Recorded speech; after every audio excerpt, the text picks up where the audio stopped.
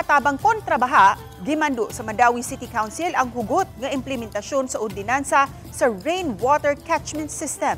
Samtang muabot sa gatos ka mga pulis nga na-assign sa Mandawi na biktima usab sa halapad nga pagbaha ni atong bagyong Tino. Ani ang report ni Nico Sereno. Sa sesyon sa Konseho sa Mandawi, giaprubahan ang resolusyon nga nag-auhag sa hugot nga implementasyon sa nahaunang ordinansa. Tuig 2019 kini napasar sa syudad nga nagmando og rainwater catchment system sa mga bag-ong itukod nga buildings o edipisyo sa Mandawi. Gikinahanglang ma-incorporate kini sa plano nga naglakip sa collection system, sewage treatment ug disinfection system. Katuyuan niini makatabang sa pagtigom sa uwan, maka-contribute aron dili daling mubaha. It's not actually the kind of measure that is that will eradicate the flooding, but somehow each and everyone needs to do something. Alang sa mga balay, nag-auhag ang syudad sa mga residente. Mag-andap og container aron musawd sa uwan, magamit pa sa lain-laing katuyuan sa pamilya.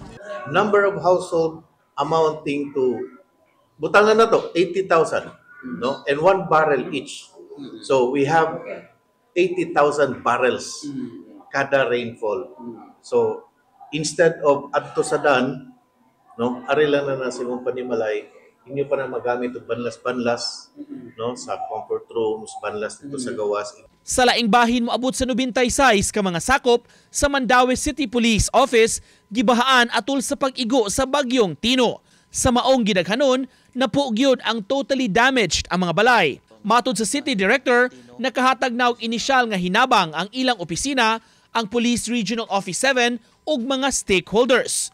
Sa wa pa mo igo ang bagyo, gihatagan og kahigayunan ang ilang mga pulis sulod sa pipila ka oras nga makauli og i-secure ang ilang pamilya ug mangandam. Gipasiguro usab sa PRO 7 Director nga maabagan ang ilang mga sakop. And his instruction to ensure na ang unahon ang welfare sa atong tropa, no? While we help other people affected by those magkasunod na katalagman, we ensure na mo ang mga tao na matabangan. Masig initial help lang, both financial and mga goods. No? Uban ni Godfrey Relien, Nico Sereno, Balitang Bisdak.